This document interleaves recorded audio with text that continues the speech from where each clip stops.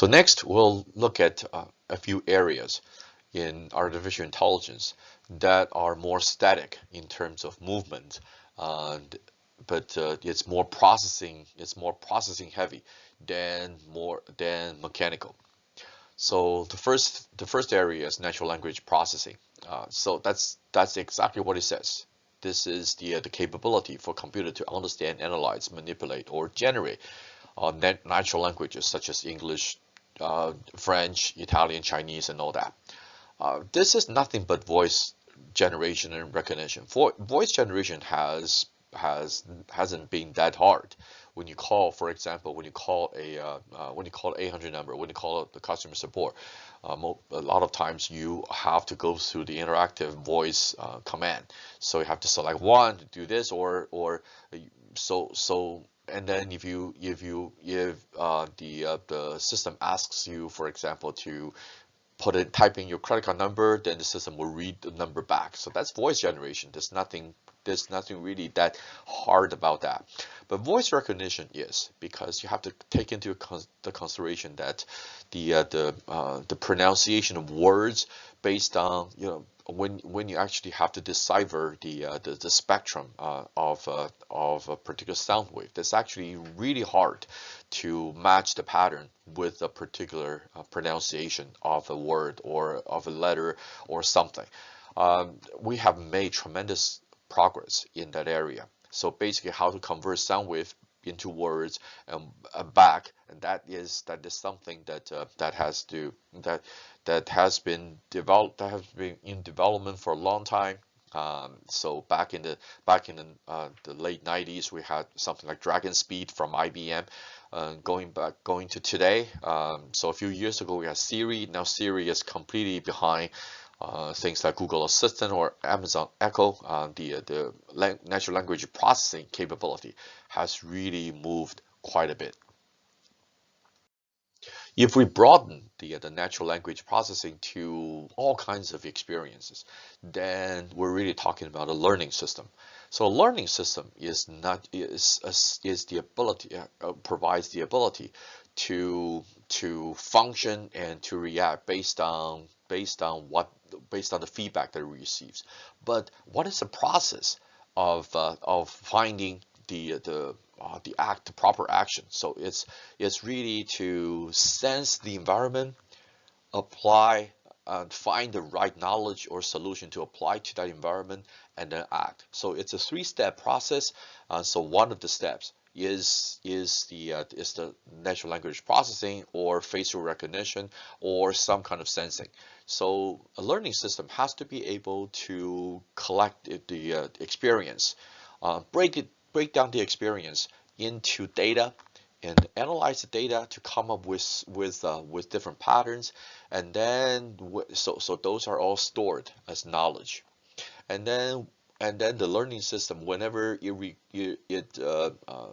encounters a new situation, it has to be able to go back to its own knowledge base and find the applicable knowledge, and then try to match that with the current situation and apply the proper activity to that.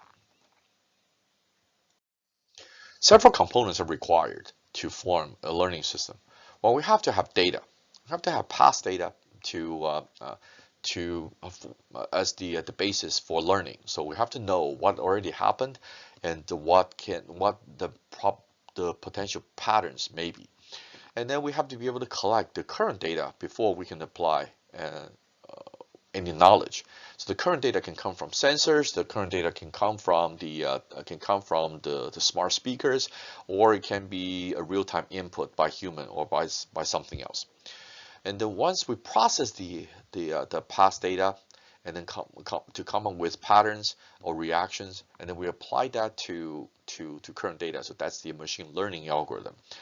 And finally, to be called a learning system, we have to have self-correcting correction mechanism.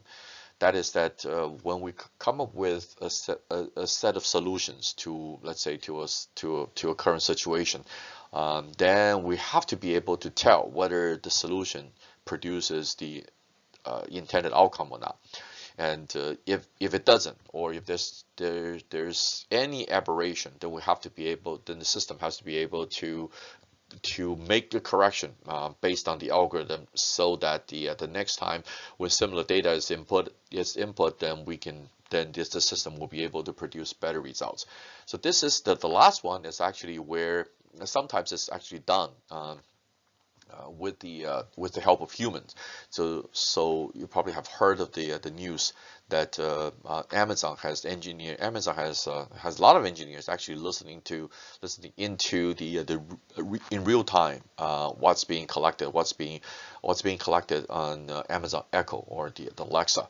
And what Amazon claims that they're doing is to make sure that the reaction or the activity produced by Amazon Echo is exactly what is expected when based on the conversation or based on the questions from the users.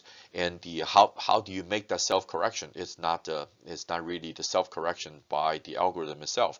It's really by the engineers they're listening to it. Say, okay, so when they ask when the when the user is asking for vitamin water, then and if Echo is ordering vitamin and water, then the engineer will correct and say, okay, so when you hear vitamin and water that mentioned together, we should offer vitamin water, not vitamin and water. So it can be, so sometimes it can be actually pretty hard for the machine itself to make the self correction. You have to sort of give it a nudge or give it some help, and naturally leads to the next thing, which is the levels of learning.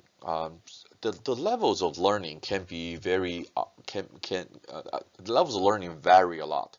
So the most rudimentary level is the rule base. So you create a bunch of rules.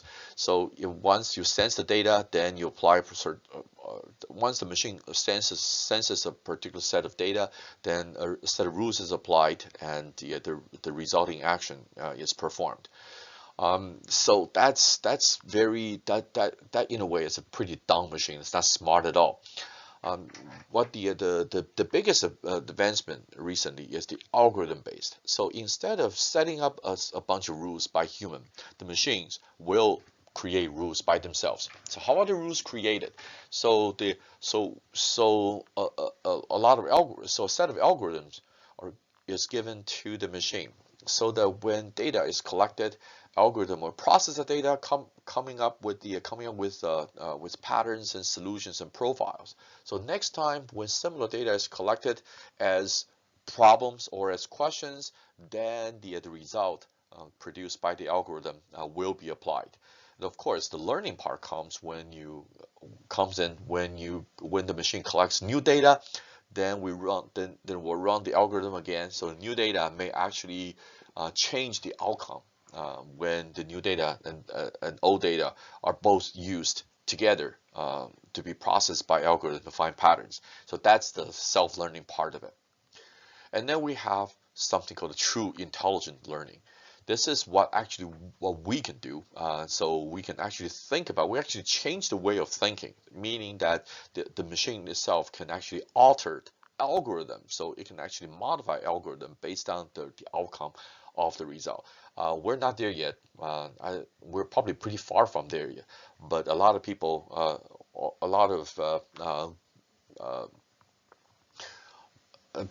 people that are really into the discipline of AI actually looking at this area in a very grim, to give a very grim view of it, because if you have heard of the term singularity, that's when in AI, that's when the machine is able to change its algorithm. That the machine is actually able to learn how to learn by itself. Then that's when the machine has the intelligence that actually exceeds human. And once that happens, then there's really no turning back. Of course, there's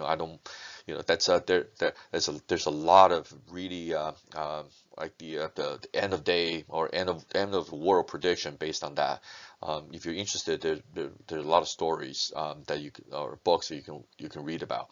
And one of the famous book is it's called Our Last Invention.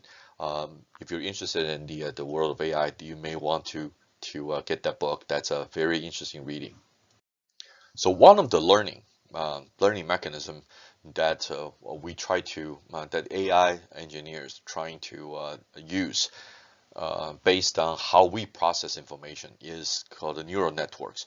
So essentially, the idea is to create a system that mimic our brain.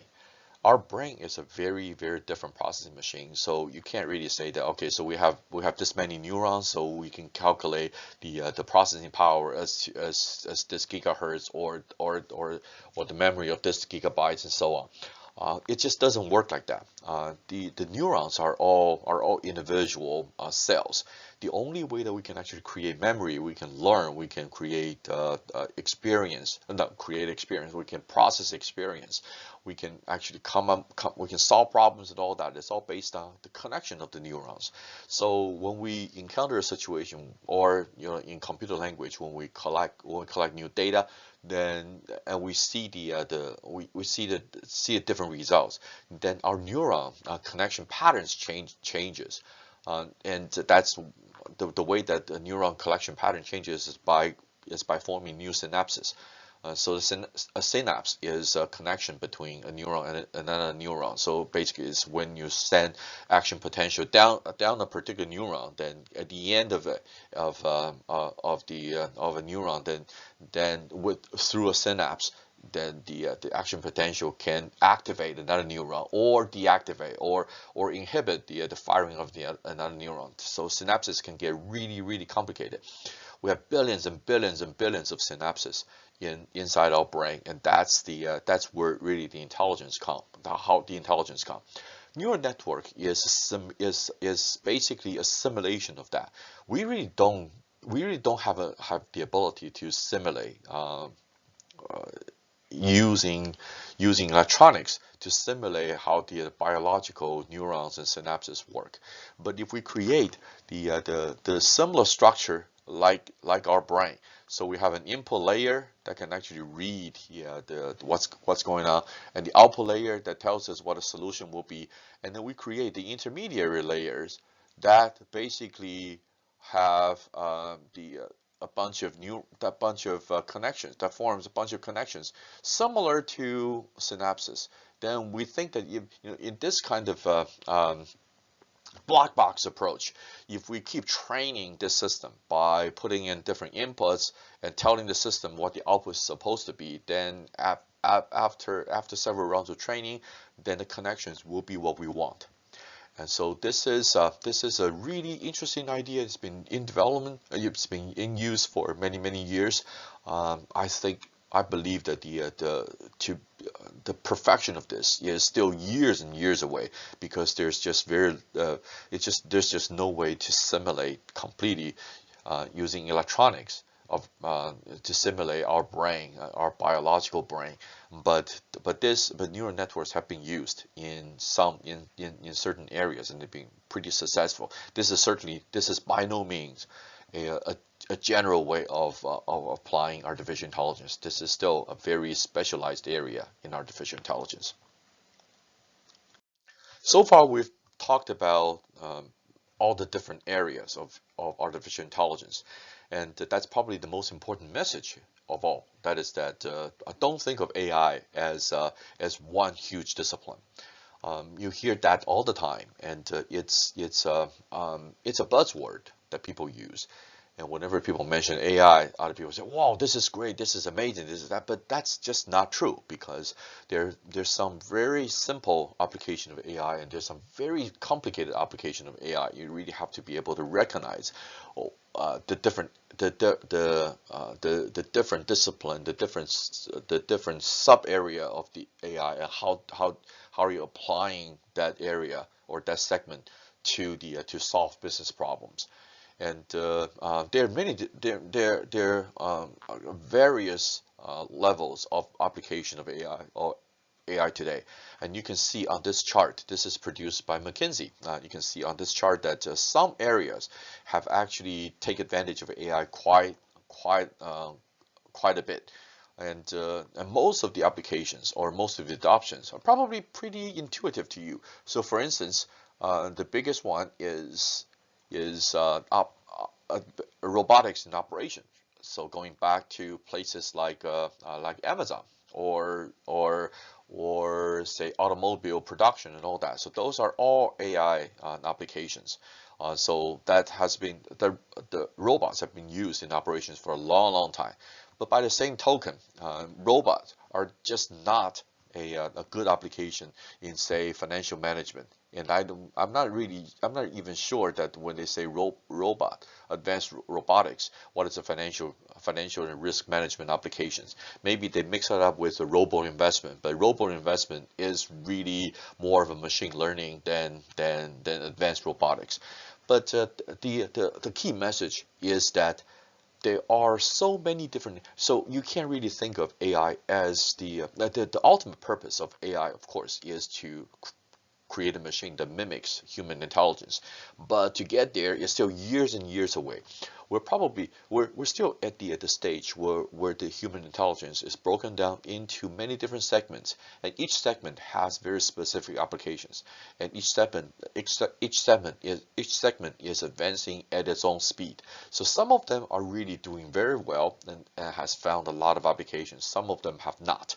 And as a business manager, you really have to understand what AI means. It means many different capabilities that we modeled after human intelligence, and all those activities are different. And some of them can work together, some of them have to work individually, and each one may have its own applications. And you don't want to go on and say AI. We're going to be using AI for everything, because we can't use AI for everything. We can't even use every aspect of AI. And it's really up to the business manager to really understand what a new technology, what a new emerging technology like AI is. And then to understand the different components and understand the business requirements, and then do the create the matching based on the business, based on the alignment of the business strategy and the technology itself, and then try to create the best application of all.